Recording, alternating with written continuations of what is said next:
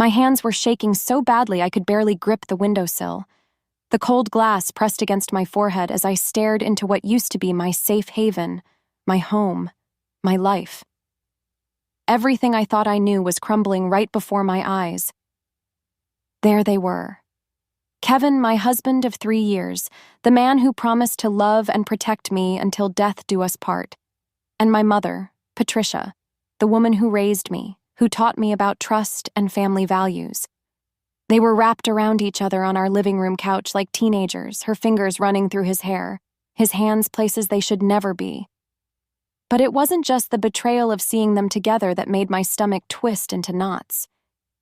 It was what I heard next that made my blood turn to ice. "We can't wait any longer," my mother whispered, her voice carrying through the slightly open window. "She wasn't supposed to come home today. The hospital said she'd be there until tomorrow." Kevin pulled back from her, his face serious. "I know, but we can work with this. She's still weak from the accident. Her injuries are perfect cover." "The insurance money will solve everything," Patricia continued, and I watched her trace circles on Kevin's chest. $500,000, Kevin. We can start fresh somewhere new, just like we planned." My legs gave out. I slumped against the side of the house, my broken ribs screaming in pain. But the physical hurt was nothing compared to what was happening inside my chest. Insurance money? What were they talking about? "I still can't believe the brakes failed so perfectly," Kevin said with a laugh that made my skin crawl. "When I cut those lines, I wasn't sure it would work exactly like we needed."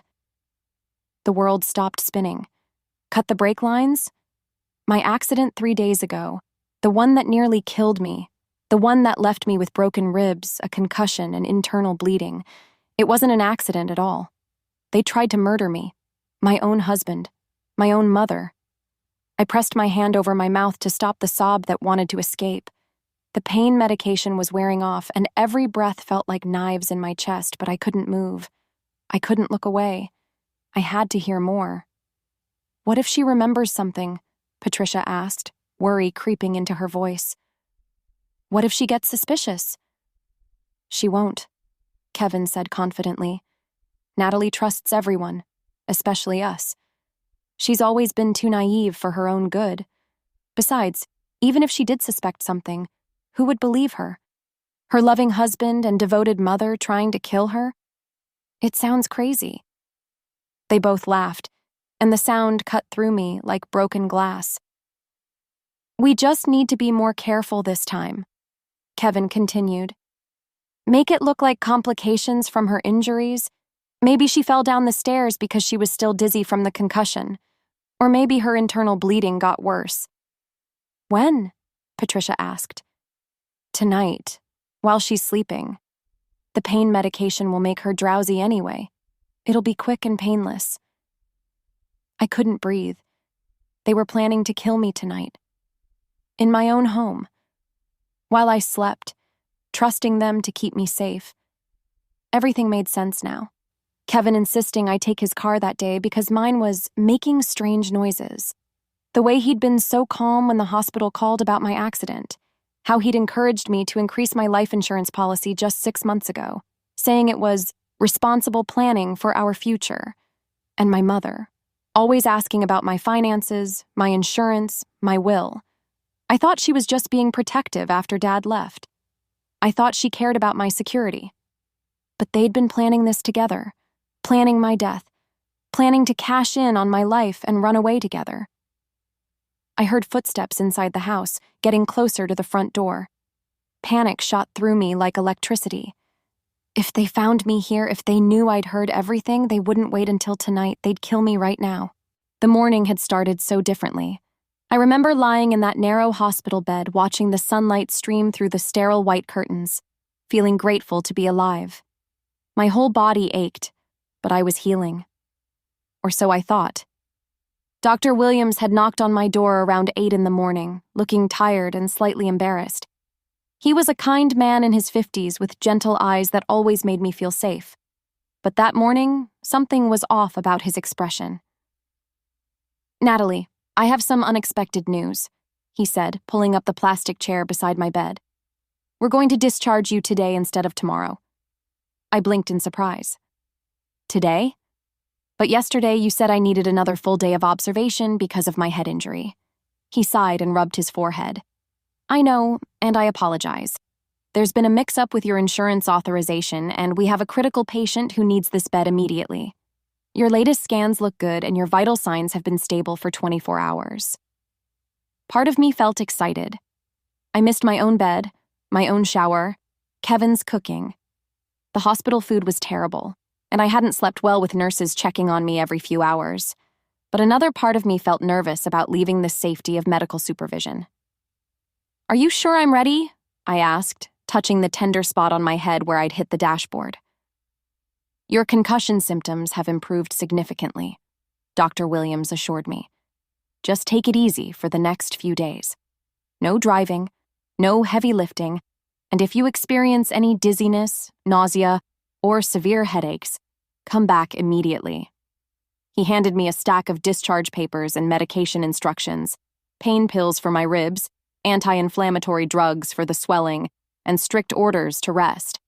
I felt like a fragile piece of glass that might shatter if handled too roughly. After Dr. Williams left, I called Kevin's phone, excited to surprise him with the good news. It rang and rang before going to voicemail. That was strange. Kevin always answered when I called, especially since the accident.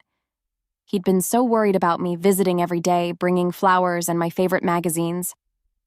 I tried calling again. Still no answer. Maybe he was at work and couldn't hear his phone over the construction noise. Kevin worked for a small building company, and the job sites could be incredibly loud. I decided to take a taxi home and surprise him when he got back.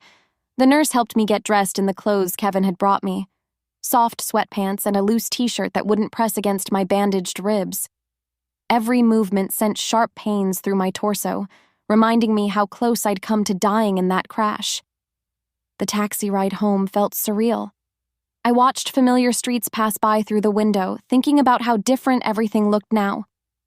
3 days ago, I'd driven down these same roads, completely unaware that my life was about to change forever. Now I was returning home broken and vulnerable, but grateful to be breathing.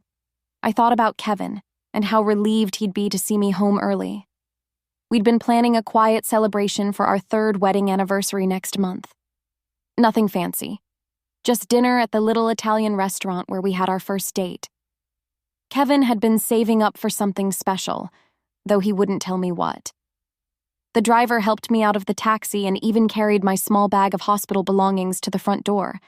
I tipped him extra for his kindness. As he drove away, I stood on our front porch, fishing through my purse for my house keys. That's when I saw it. My mother's silver Honda parked across the street, partially hidden behind the neighbor's large oak tree. My heart lifted with warmth. Patricia must have come to check on the house while I was in the hospital, or maybe she was planning to surprise me with a home-cooked meal when I got back tomorrow. But something felt odd. Why was her car parked so far from our house? And why hadn't Kevin mentioned that she was coming over? I unlocked the front door as quietly as possible, planning to surprise them both. Maybe they were planning something special for my homecoming. The thought made me smile despite the pain in my ribs. I had no idea I was walking into a nightmare. I met Kevin on a rainy Tuesday morning in October, 3.5 years ago. I was managing the little coffee shop downtown, the one with mismatched chairs and local artwork covering every wall. He walked in soaking wet, shaking raindrops from his dark hair, and flashed me the most genuine smile I'd ever seen. "Rough morning?" I asked, handing him a towel from behind the counter. "Getting better by the minute," he said, and something in his voice made my cheeks warm. Kevin became a regular customer, always ordering the same thing: large black coffee and a blueberry muffin. He'd sit at the corner table by the window, sometimes reading, sometimes just watching people walk by. After 2 weeks of friendly small talk, he finally asked me out. Our first date was magical. He took me to a small Italian restaurant where the owner knew everyone's name and the pasta was made fresh daily. Kevin was charming and funny, asking thoughtful questions about my dreams and goals. He listened when I talked about wanting to go back to school for nursing, about my complicated relationship with my mother, about how lonely I'd felt since my father left. Your dad just walked out? Kevin asked, reaching across the table to squeeze my hand.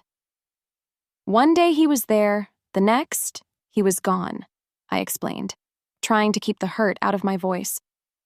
Mom said he found someone younger and decided he didn't want the responsibility of a family anymore. Kevin's eyes filled with sympathy. That must have been devastating for both of you. It was. My mother, Patricia, had been bitter and angry for months after Dad left. She'd always been protective of me, but after the divorce, she became almost obsessive about my safety and my choices. When I first brought Kevin home to meet her, she was cold and suspicious. "He's too smooth," she warned me after Kevin left that first dinner. "Men like that always have hidden agendas, Natalie. Trust me, I learned that lesson the hard way with your father." But Kevin was patient with her criticism. He kept showing up, kept being kind and respectful, even when Patricia made cutting remarks about his job or his background. Slowly, something changed. Maybe it was the way he fixed her leaky kitchen faucet without being asked, or how he always brought her flowers along with mine. Maybe it was how he listened to her stories about the old days and never seemed bored. "You know what, Natalie?" Patricia said to me about 6 months into our relationship. "I think I was wrong about Kevin. He's good for you. He's stable, reliable, not like your father. I was so happy that the two most important people in my life were finally getting along." Kevin started visiting Patricia on his own, helping her with household repairs and yard work. He said it made him feel useful, and since his own parents had died in a car accident when he was young, he enjoyed having a mother figure again. "Your mom's been through a lot," he'd tell me after spending an afternoon fixing her back steps or cleaning her gutters. "She just wants to protect you. I respect that." Looking back now, I can see the signs I missed. The way Kevin always seemed to know exactly what to say to make Patricia trust him. How he gradually started asking detailed questions about my work schedule, my finances, my insurance policies. He'd frame it as caring about our future together. "We should make sure we're both properly covered," he'd said just 6 months ago, pulling out life insurance brochures. "What if something happened to one of us? We need to protect each other." I'd been touched by his thoughtfulness. We increased both our policies to $500,000 each. Kevin said it was responsible planning for young couples. And Patricia, she'd started having money for things she couldn't afford before. New clothes, a fresh paint job on her house, a newer car. When I asked about it, she said she'd been saving carefully and had made some good investments. "Your mother's smarter than people give her credit for," Kevin would say admiringly. I thought I was so lucky to have found a man who loved my family as much as he loved me. I thought I was living a fairy tale. I never imagined I was the victim in their perfectly planned horror story. Standing there in the shadows of my own home, my mind raced through every detail of that terrible morning 3 days ago. The morning that was supposed to be my last. I remembered waking up early because Kevin had an important job site meeting. He was already dressed, sitting on the edge of our bed looking unusually tense. "Take my truck today," he'd said suddenly, jingling his keys. "Your car's been making that weird grinding noise again." I'd protested. "It's fine, Kevin. The mechanic said it was just normal wear and tear." "Please, Nat. I'll worry about you all day if you're driving that thing." His voice had been so sincere, so concerned. "Besides, my truck sits higher. You'll be safer in it." Safer. The word felt like poison in my mouth now. I'd kissed him goodbye, grateful for such a caring husband. He'd held me a little longer than usual, his arms tight around me like he was memorizing the feeling. At the time, I thought it was sweet. Now I realized he was saying goodbye forever. The drive to work had been normal at first. Kevin's truck handled differently than my car. Heavier, more powerful. I'd taken the scenic route through the hills because I had extra time and the autumn leaves were beautiful. That's when it happened. I was coming down Maple Hill Road, the steep winding street that led into downtown. I pressed the brake pedal to slow down for the sharp curve ahead. Nothing happened. I pressed harder. Still nothing. Panic shot through me as the truck picked up speed. I pumped the brakes frantically, but the pedal went straight to the floor with no resistance. The steering wheel shook in my hands as I fought to control the vehicle. "Help me, please help me," I'd whispered, tears streaming down my face as trees and guardrails blurred past. I'd managed to swerve into a ditch instead of hitting the concrete barrier head-on. The truck rolled twice before slamming into an old oak tree. The last thing I remembered was the sound of breaking glass and the taste of blood in my mouth. When I woke up in the hospital, Kevin was there holding my hand, his eyes red from crying. "Thank God you're alive," he'd whispered, kissing my forehead. "When I got the call, I thought I'd lost you forever." The police officer who came to take my statement said it looked like brake failure. "These things happen with older vehicles," Officer Martinez had explained. "The brake lines can corrode over time, especially in trucks that see a lot of work use." Kevin had nodded sadly. "I should have had them checked more recently. This is all my fault." I'd squeezed his hand, trying to comfort him. "It's not your fault, honey. It was just an accident." But now, crouched outside my own house, I knew the truth. Kevin had cut those brake lines. He'd sent me to my death in his truck, probably thinking the crash would be so severe that no one would look too closely at the cause. And my mother. She'd been in on it from the beginning. I remembered how Patricia had visited me every day in the hospital, bringing homemade soup and magazines. She'd seemed genuinely worried, holding my hand and telling me how scared she'd been when Kevin called her about the accident. "I can't lose you too," she'd said, tears in her eyes. "You're all I have left in this world." What a performance. What a perfect, heartbreaking performance. I thought about all the times over the past year when Kevin had asked seemingly innocent questions about my insurance policies, my will, my savings account. How he'd encouraged me to list him as the sole beneficiary on everything. "We're married now," he'd said. "We should make things simple for each other." And Patricia had supported every decision. "Kevin's right, honey. You need to protect each other. That's what married couples do." They'd been planning this for months, maybe longer.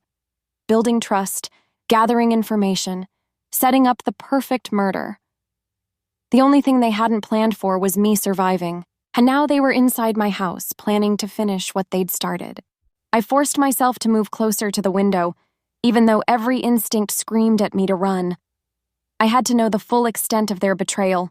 I had to understand just how deep this conspiracy went. Crouching beneath the living room window, I could hear their voices more clearly now. My mother was pacing back and forth, her heels clicking against our hardwood floors that Kevin and I had saved for months to afford. "We should have done this differently from the start," Patricia was saying, her voice sharp with frustration. "The car accident was too risky, too many variables."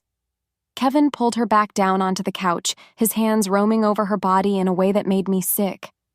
"It would have worked perfectly if she'd died like she was supposed to. Clean, simple, accidental. No one questions brake failure in an old truck." "But she didn't die, Kevin."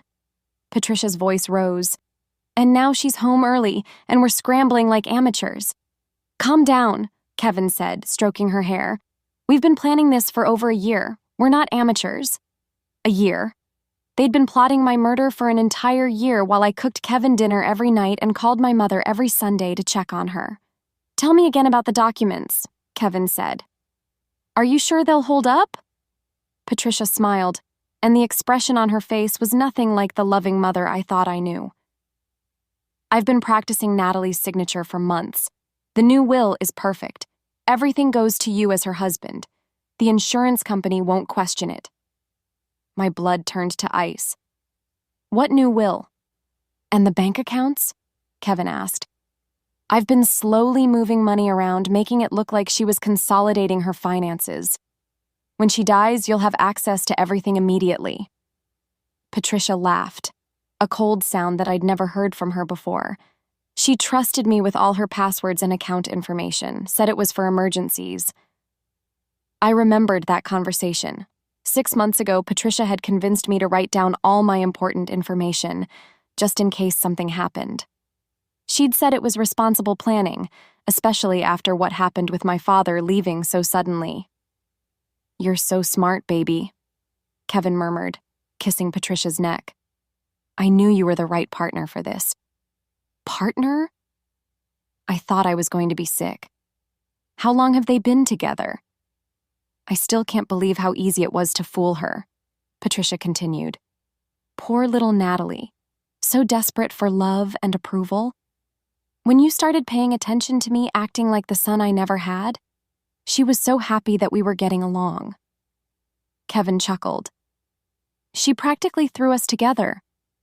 Remember when she asked me to help you move that furniture? Or when she suggested I check on you during that storm? She made it so simple, Patricia agreed. And the way she talked about you, about how much she loved you, how she'd do anything for you, it was almost too easy to manipulate. I pressed my hand over my mouth to muffle a sob. Every kind gesture, every family dinner, every moment I'd thought we were building something beautiful together. It had all been a lie. The best part, Patricia said, settling back into Kevin's arms, is that everyone will feel so sorry for you.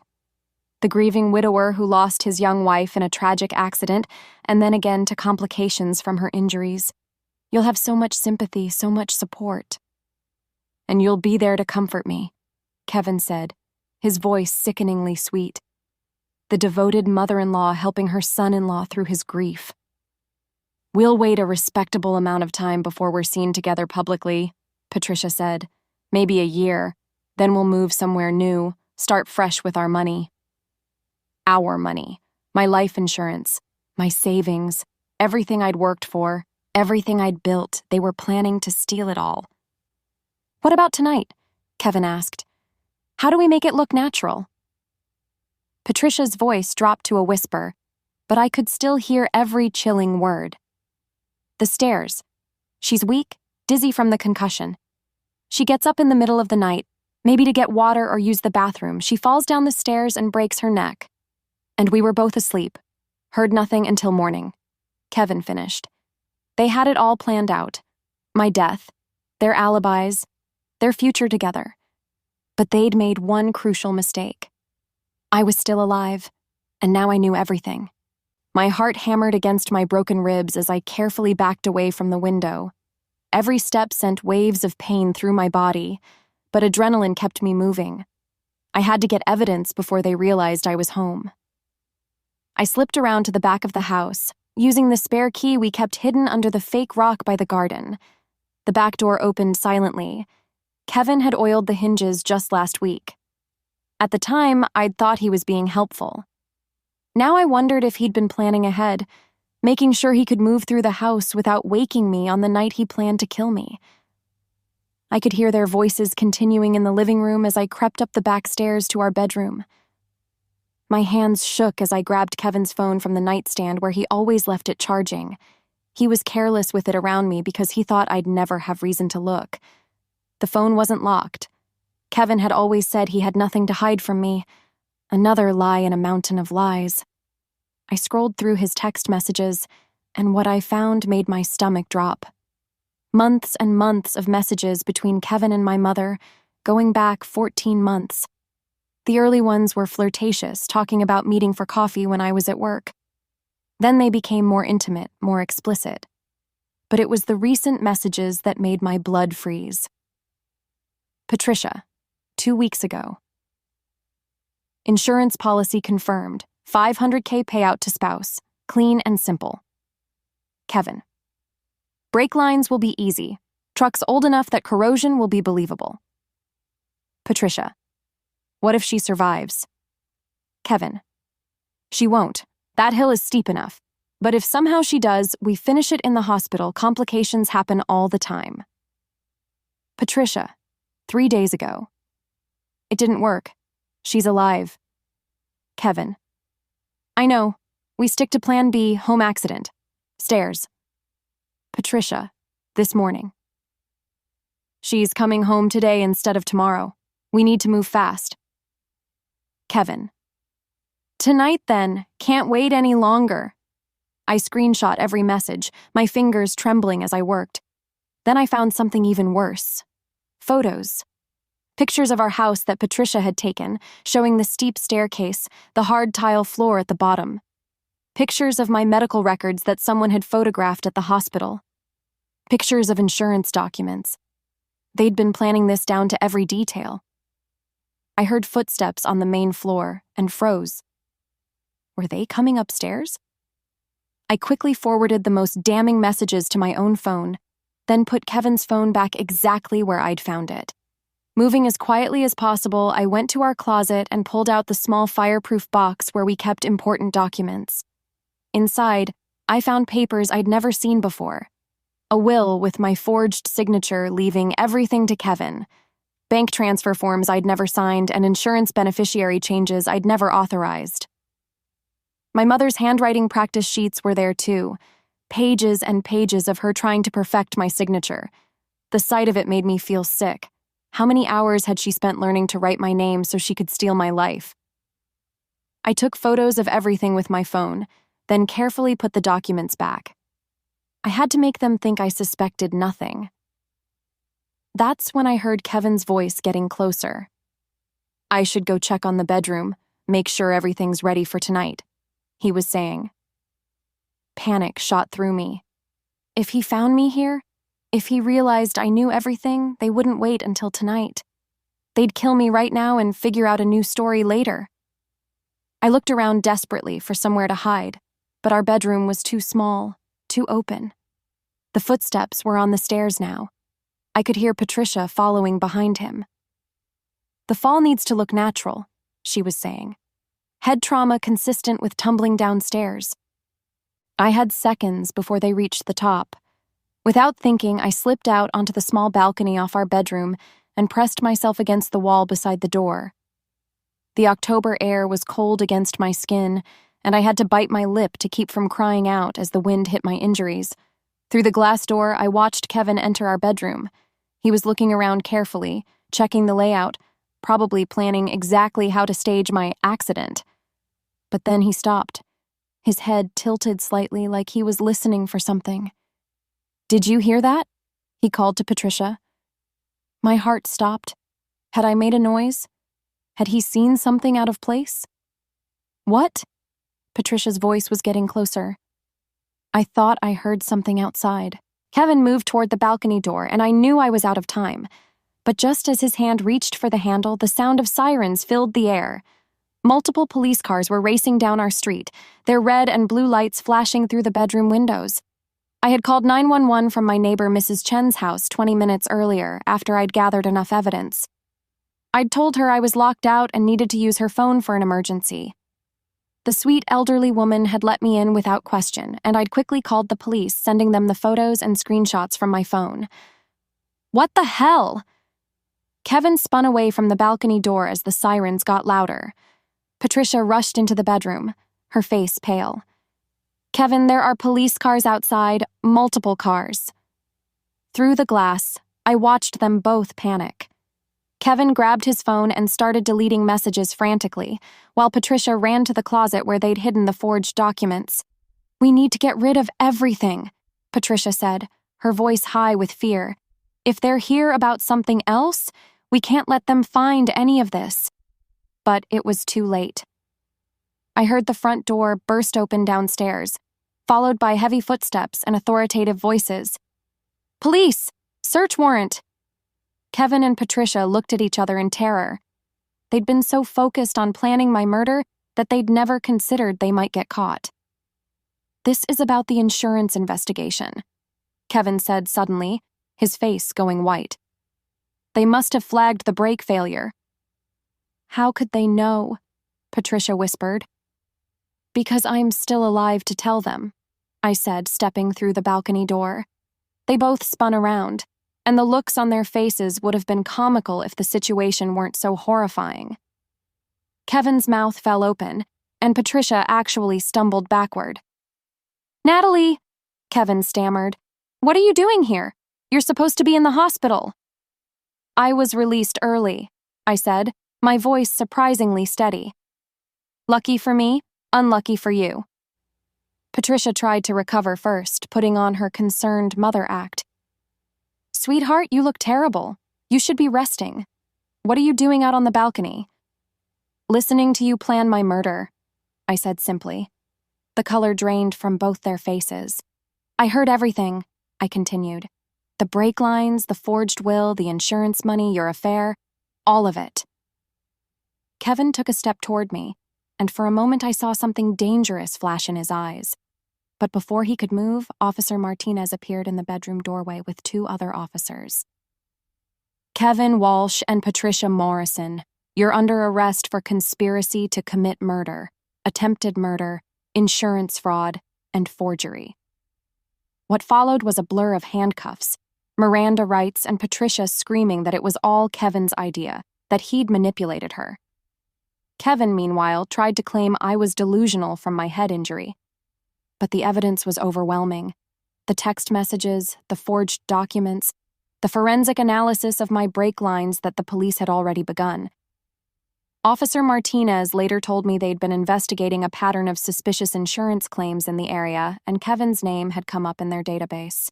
Your husband made one crucial mistake, Officer Martinez explained as we watched them load Kevin and Patricia into separate police cars.